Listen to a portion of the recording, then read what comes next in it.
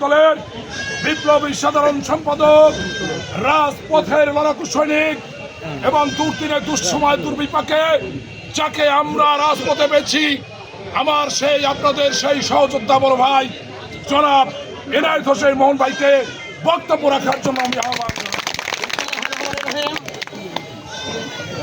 11 তারিখে বাংলাদেশের তফসিল ঘোষণা করার পরে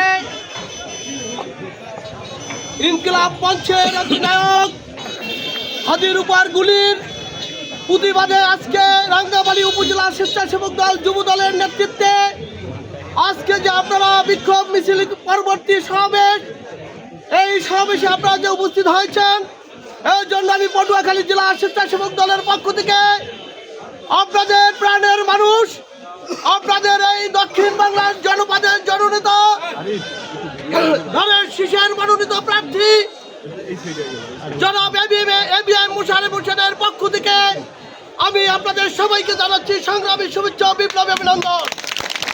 নেতৃবৃন্দ, আজকে আপনাদের এই প্রতিবাদ মিছিলে আমি প্রশাসন ভাইদেরকে বলবো, এই রাঙ্গামালী বাংলাদেশের এই দক্ষিণ প্রান্ত, এখান থেকে আমরা প্রতিবাদ মিছিল করে আমরা জানান দিতে চাই, আগামী দিনে জাতীয় সংসদ দিয়ে যে তালবাহানা চলছে তার প্রতিবাদ আমরা করব, যাতে এই নির্বাচন সুষ্ঠু হয় সেই প্রতিবাদ আমরা সবাই মিলে একত্রিত হয়ে কাজ করবো। নেতৃবৃন্দ, আগামী দিনে আমরা প্রশাসনকে বলবো, এই রকমের জঘন্য ঘৃণ্য যে হত্যাকাণ্ড, গুলি, এর প্রতিবাদ আমরা স্বেচ্ছাসেবক দল, যুব দল, বিএনপি সহ সকল অঙ্গ সংগঠন সবাই মিলে একত্রিতভাবে আমরা এর প্রতিবাদ করব, এই আশাবাদ ব্যক্ত রেখে সবাইকে ধন্যবাদ জানিয়ে আজকের মতো বিদায় নিচ্ছি।